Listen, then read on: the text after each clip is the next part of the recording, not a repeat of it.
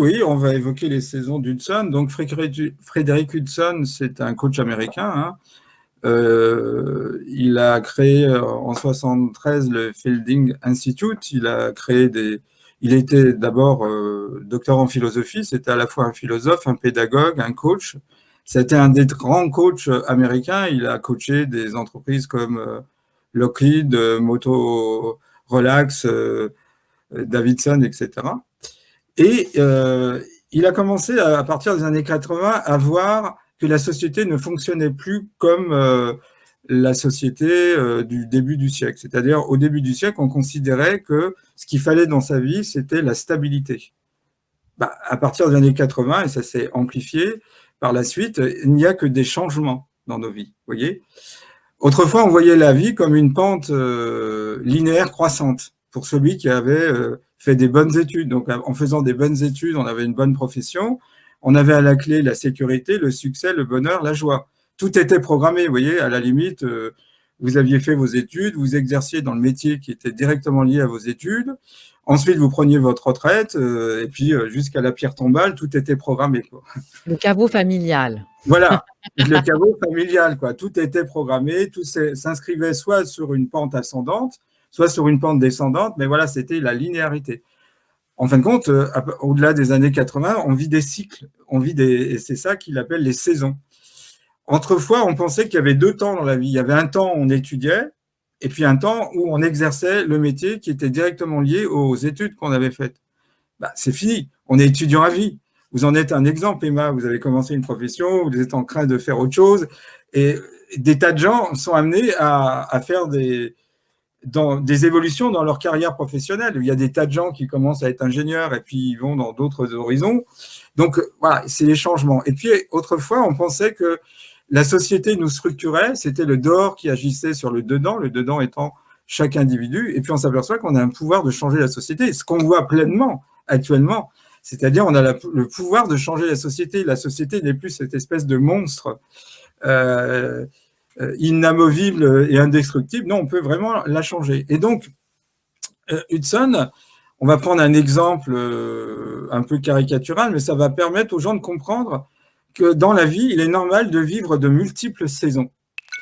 Alors, imaginez quelqu'un qui a un projet. Alors, quand on a un projet, on est dans un mois, on va dire, rayonnant, héroïque. Son projet, on y pense, on y travaille. Alors, imaginons qu'une personne, elle a pour projet de devenir un DRH. Donc, elle fait les études correspondantes. Et puis, vraiment, elle mobilise beaucoup d'énergie. Puis, enfin, elle est DRH dans une grande entreprise. Alors là, elle s'aperçoit que, certes, elle a atteint son objectif, mais elle travaille beaucoup. Ça se fait au détriment de sa vie familiale.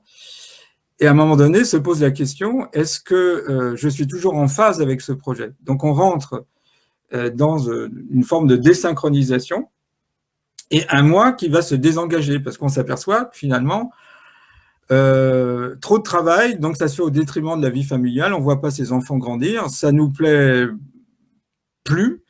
Et la question qui se pose, c'est est-ce que je vais démissionner ou je reste à mon poste? Alors, démissionner, ça peut être de trouver une petite entreprise ou carrément faire autre chose. Alors, on hésite souvent. Et à ce moment-là, notre sentiment de mal-être, et qui était plutôt un sentiment de ne plus être synchronisé avec son projet, nous amène à une sorte de moi désengagé. On rentre dans une sorte de soi hibernant où on se replie. Alors, évidemment, nos collègues nous voient beaucoup moins motivés. Et donc, évidemment, ça nous met en porte-à-faux avec l'entreprise. Puis, à un moment donné, on en sort. Alors, soit on donne sa démission, soit on passe ce cap, on prend la décision, et à nouveau, on rentre dans un soi passionné. Peut-être qu'on va décider de faire un autre métier et repartir sur une autre direction. Et donc, la première saison, c'est l'été, c'est quand on crée son projet. La deuxième saison, c'est l'automne, c'est quand on est désynchronisé. La troisième saison, c'est l'hiver, quand on va avoir tendance à se replier sur soi, on est dans un état un peu micro-dépressif, et puis enfin, on va revivre le printemps, c'est le soi passionné à nouveau, on a à nouveau un projet, etc. Et ce que montre Hudson, il se définissait maître en changement continu, c'est que maintenant, au-delà des années 80, toute personne dans sa vie professionnelle, sa vie intime, va vivre ces différentes saisons. Donc, ça paraît normal, rien n'est immuable dans la vie. tout en évolution constante. Donc, pourquoi les gens n'auraient pas cette évolution constante? Alors, c'est intéressant parce que si on relie ça à la vallée des larmes, eh bien, on s'aperçoit qu'il y a des gens qui sont en période d'hiver, hein, c'est des gens qui sont repliés sur soi, ils sont dépassionnés, c'est plutôt les gens qui sont au fond de la vallée des larmes, tristesse, dépression. Les gens qui sont dans l'automne, c'est des gens qui peuvent être dans des peurs, vous voyez, c'est un peu ce qui se passe hein, quand on a du mal à prendre la décision de quitter son emploi par peur de ne pas retrouver un emploi, ou de s'engager dans autre chose, avec l'incertitude, ils sont plutôt dans cette saison d'automne. Et puis après, dans l'hiver, c'est vraiment les gens qui, comme je l'ai dit, dépressifs. Et puis le printemps, c'est les gens qui sont de l'autre côté de la courbe, voire ceux qui sont vraiment au plus haut de l'énergie, dans une sorte de sérénité de paix retrouvée, ils sont dans une saison d'été. Alors, Frédéric Whitson, qui a beaucoup travaillé sur ces changements, qui a pas vous faire un cours de coaching, mais disait qu'on est aidé dans ces saisons, dans sa vie, avec des passions. Alors, aux saisons d'Hudson, j'ajouterais les passions d'Hudson. Vous avez des gens, leur passion, c'est la réussite, la performance personnelle. Oui, vous avez des gens, c'est des compétiteurs, ils ont besoin de ça, quoi. C'est un stimulant. Donc, une fois qu'on l'a compris, c'est une aide. Vous avez des gens qui ont besoin d'une réussite médiatique ou une réussite pécuniaire, une réussite financière. Il y a des gens qui ont besoin de se réaliser dans l'intimité, c'est-à-dire ils vont pas être des gens exceptionnellement brillants dans leur travail, mais ils vont mettre tout leur génie, si je puis dire, dans leur foyer conjugal, dans leur vie privée, dans leur intimité. Vous avez des gens, ils ont besoin de ludicité. Vous voyez, par exemple, c'est intéressant parce que si on prend le profil psychologique de Trump, c'est un joueur. C'est profondément un joueur, Donald Trump. Donc lui, il a besoin dans sa vie de jeu. Et on voit bien quand on regarde son activité professionnelle ou même la façon dont il a mené le mandat aux États-Unis, c'est une succession de jeux. C'est un joueur de poker. Hein. Voilà. On l'a vu dans toute sa politique. Vous avez des gens qui ont besoin de quête de sens. Donc, vous avez des gens, à un moment donné, dans leur vie, s'ils n'ont pas une dimension spirituelle, s'ils n'y trouvent pas une réalisation de soi, ils ne pourront pas vraiment se déployer dans leur activité professionnelle. Puis, il y a des gens, ils ont besoin de contribution. Vous voyez, vous avez des tas de gens, ils ont besoin de participer en France au Resto du Cœur, ils ont besoin de contribuer. Ils ont besoin d'avoir ce sentiment d'utilité. Et donc là aussi, dans cette crise, quelle est votre passion? Voilà, est-ce que vous êtes un joueur? Est-ce que vous avez des gens, ils vont tout mettre dans leur intimité? On a vu au début de la crise, il y a des gens, ils commençaient à tout investir chez eux. Ils réaménageaient, ils bricolaient, etc. Puis à un moment donné, quand ils ont tout fait ça, ils vont peut-être sortir, quoi. Et donc, dans toutes ces périodes de transition, parce que finalement, le changement, c'est une transition, ce qu'il faut avoir compris, c'est que notre physiologie, elle est programmée pour nous désensibiliser progressivement de la peur de l'inconnu, parce que tout le monde, à un moment donné, a peur de l'inconnu. C'est une grande terreur pour les gens. C'est pour ça qu'ils préfèrent revenir comme avant. On ne reviendra jamais comme avant. Vous voyez, c'est pas possible quand on réfléchit. Même Olivier Véran qui nous dit on reviendra comme avant. Non, on ne reviendra jamais comme avant. Mais effectivement, aller vers le futur, on dit souvent, on sait ce qu'on perd, on ne sait pas ce qu'on va avoir. Donc, je veux dire, on y a un côté un peu conservateur, quoi. Ça arrive souvent où des gens ont du mal à prendre la décision de se séparer de leur conjoint parce que voilà, ils ont peur de l'avenir avec quelqu'un d'autre. Donc, ils préfèrent s'accommoder avec quelqu'un avec qui ça va plus très bien plutôt que de prendre le risque de recommencer un couple. Vous voyez, il y a un côté conservateur. Alors, chacun, en fonction de sa psychologie, il y a aucune moralité, il n'y a pas une psychologie qui soit supérieure à une autre. Et je trouve que là, si on arrive avec des méditations, avec tout un tas, je vous ferai des propositions, avec des peuples traditionnels qui ont vraiment aussi une façon de vivre cette crise, parce que on pourrait avoir une vision anthropologique, on a un eurocentrisme dans la façon de vivre la crise. Si vous regardez, alors c'est très intéressant, vous avez des pays comme l'Argentine qui ont connu des crises économiques, et comme il y avait un lien social, ce qu'on appelle un sens communautaire, ça a débouché sur une crise qui s'est résolue plus rapidement que des pays plus individuels. Vous voyez ce que je veux dire? Et donc, on aura aussi intérêt à écouter ce que peuvent nous dire d'autres peuples traditionnels qui n'ont pas pris la même voie que nous, mais qui ont une autre conception de l'univers, qui envisagent qu'il existe un univers invisible, un espace-temps invisible couplé à notre univers, et peut-être qu'ils ont des choses à nous apprendre comme nous avons des choses à nous apprendre. Finalement, ce qu'on voit à travers tout ça, c'est la définition même de la vie. La vie ne réside pas dans les molécules, mais plutôt dans les relations qu'elles établissent entre elles. C'est le lien qui fait la vie. Que serait une société sans les liens entre les hommes et les femmes, sans les liens entre les peuples qui ont pris telle ou telle voie du progrès? Que serait un matériau sans les interactions entre les atomes? Et que serait un système solaire sans les interactions entre les planètes et des planètes avec le Soleil? Vous voyez, et sans parler des galaxies. Tout est dans l'interaction, donc dans le lien. La mort, c'est l'absence de lien. Et vous voyez bien que fondamentalement, les mesures gouvernementales nous mettent dans la mort, c'est-à-dire couper les liens sociaux, faire en sorte qu'il n'y ait plus de communauté, atomiser la société. Et c'est à nous d'aller retrouver ce lien, le maintenir, et effectivement, aller chercher, on voit bien, il y a deux voies possibles, le pire, la noirceur en nous, ou des ressources d'amour inexplorées, jusqu'à présent, et ben c'est deux expériences. Et l'avantage, c'est que ceux qui explorent la bienveillance et l'amour peuvent entraîner les autres. C'est une bataille émotionnelle que nous vivons. Vous voyez, on peut voir ce monde comme la lutte entre les nationalistes et les mondialistes, entre l'identité nationale et l'absence d'identité nationale. Certains y verront une lutte entre le bien et le mal. Moi, je dirais que c'est une lutte par rapport à nos émotions nous-mêmes, quoi. C'est la capacité que nous avons à retrouver le pouvoir d'amour et créateur que nous avons tous en nous. Je voulais vous demander, Philippe, est-ce que ces saisons, on peut les vivre aussi à l'échelle d'une nation, par exemple? Parce Tout à que là, fait. on parle d'individus, selon vous.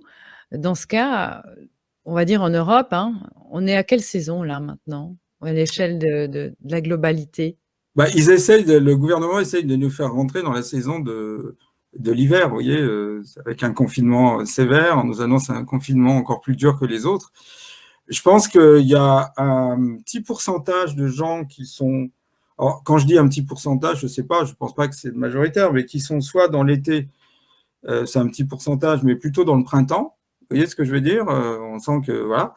Et puis, il y a des gens qui sont en désynchronisation. On voit bien la prise de conscience est une sorte de désynchronisation. Le projet, le narratif qu'on nous avait donné depuis notre enfance ne marche plus. Donc, on est en train de se désynchroniser. Vous voyez, on vit ce que les historiens appellent le roman d'une nation, quoi. On nous avait fait tout un narratif et puis on s'aperçoit que c'est pas vrai.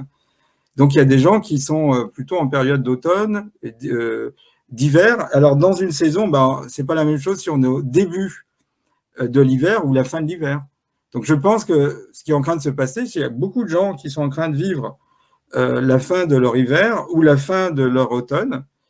Et on espère qu'ils pourront être du côté positif, c'est-à-dire été ou printemps. Une autre question par rapport à ces saisons. Est-ce que, et finalement c'est valable aussi pour la vallée des larmes, est-ce que tout le monde, chacun d'entre nous, va forcément passer par ces 4 saisons ou ces points-là de la vallée des larmes? Ou est-ce qu'il y a des personnes qui, par exemple, oscillent entre le printemps, l'été, voire un peu l'automne, mais qui passent pas vraiment dans l'hiver? Oui, c'est possible. Ça dépend, chacun a sa psychologie, ou alors ils vont y rester très très peu. Il y a aussi des gens qui avaient maturé avant. Vous voyez, les gens qui avaient compris depuis longtemps avaient vécu ces saisons, quoi. Maintenant, bah, par exemple, moi j'ai des amis, ça fait 35 ans qu'ils ont compris ce qui se passe.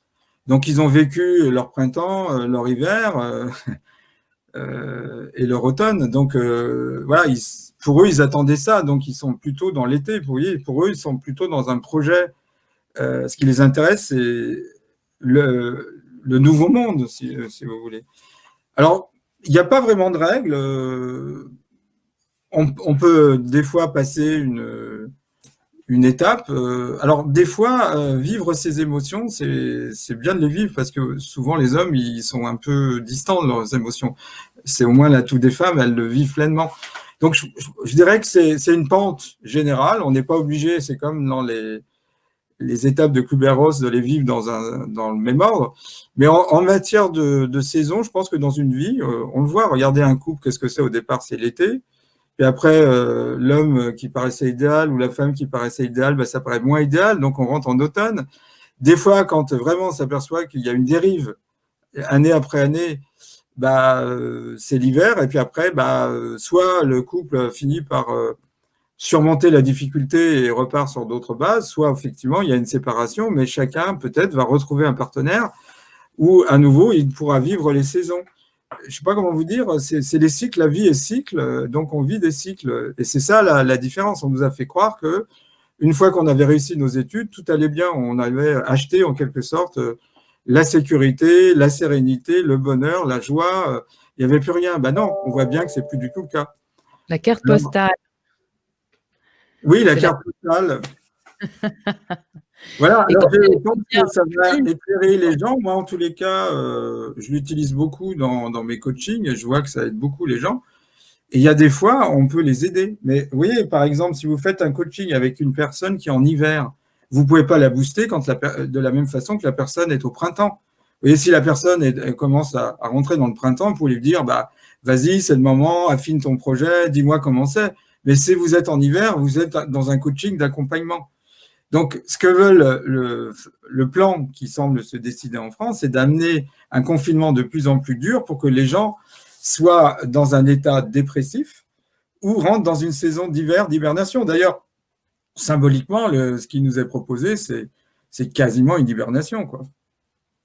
Alors, on arrive justement à la fin de ce tour des saisons et de la vallée des larmes, Philippe.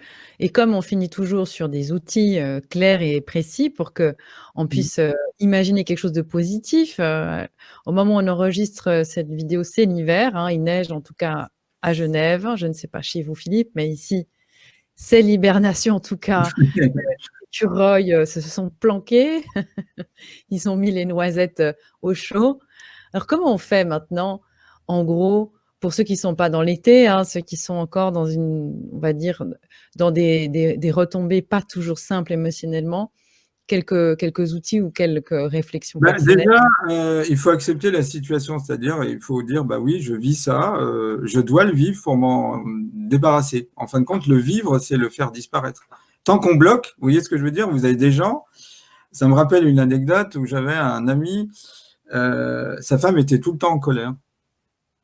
Et quand on dînait ensemble, il nous regardait de nous dire, mais c'est pas possible, elle est tout le temps en colère. En fin de compte, ils ont divorcé et il s'est rendu compte que sa femme exprimait sa propre colère, qu'il ne contactait pas.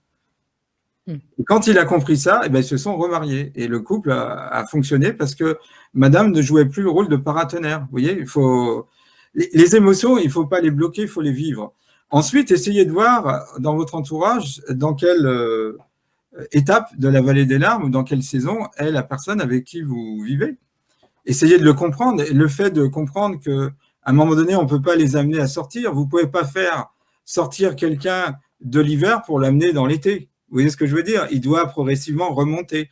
Donc, en étant bien vous, bah, vous allez, et surtout en acceptant que l'autre doit vivre son processus à sa vitesse, bah, vous allez catalyser la rapidité avec laquelle la personne va pouvoir sortir de ça. Et puis, la société joue un rôle. Il y a le dedans et le dehors. Donc, on va voir comment ça évolue aux États-Unis, mais d'une certaine façon, quand à un moment donné, il y aura une information critique qui circulera, bah, je pense que ça aura une incidence sur des gens qui sont bloqués. Et c'est là où, effectivement, chaque individu est un système ouvert et on ne peut pas faire abstraction de la société. La société est porteuse elle-même d'une saison, quoi. Donc, voilà, c'est à nous de comprendre ces phénomènes et ensuite, on donnera aux gens la possibilité d'avoir une arme temporelle, si je puis dire, et de pouvoir agir, puisqu'un cerveau, c'est fait pour agir. Comme disait l'anthropologue Margaret Mead, elle disait « Ne croyez pas qu'une petite poignée d'individus conscients et motivés ne puissent pas faire changer la société. Cela a toujours été comme ça que les changements sociétaux se sont produits. » Donc, vous, si vous arrivez à ciseler vos émotions et vos pensées, eh ben, vous participez à ce petit cluster qu'on avait vu, cette petite unité qui va à un moment donné aider vos proches ou aider les autres à pouvoir sortir plus rapidement de ce processus. Et donc chacun on a un style de vie, comme on dit, hein. Il y a des gens qui sont plutôt combatifs, il y en a qui sont plutôt pessimistes. Vous voyez, comme je l'ai dit à plusieurs reprises, je suis possibiliste, je suis ni optimiste ni négatif. Tout est possible, même l'impossible. C'est ça le possibilisme. C'est nous qui actualisons les potentialités. Alors, les amis, si vous avez entendu des concepts qui ont fait référence aux épisodes précédents, je vous invite vraiment à les voir ou à les revoir si vous les avez déjà vus mais que vous ne vous souvenez pas. C'est vrai que Philippe, vous avez fait référence à des concepts qui ont été déjà évoqués. Allez voir sur emmacreuzy.com. Vous avez donc un chapitre exprès sur comprendre votre cerveau. Donc, pour rappel de ce dont nous avions déjà parlé dans les précédents épisodes, vous aviez en 1 la distraction. Donc, on était vraiment sur une lancée de 10 épisodes par rapport à l'ingénierie sociale. Et c'est vrai que comprendre son cerveau, on a fait aujourd'hui une pause dans les 4 saisons d'Hudson et puis la vallée des larmes pour que vous puissiez, les amis, aussi peut-être mettre des mots là où vous en êtes et puis aussi comprendre surtout que vous êtes normal si vous déprimez, si vous Oui. êtes en colère, si vous avez envie de tout casser ou si votre Normal. ami ou je sais pas qui est dans le déni. Enfin voilà, de comprendre aussi que c'est pas dans la force ou on se décourage, etc. Donc c'est vrai que merci Philippe de nous avoir remonté le moral.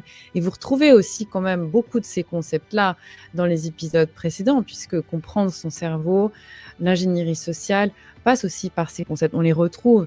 On a eu aussi dans le 2e épisode la stratégie du choc, ou comment créer un problème pour mieux le résoudre.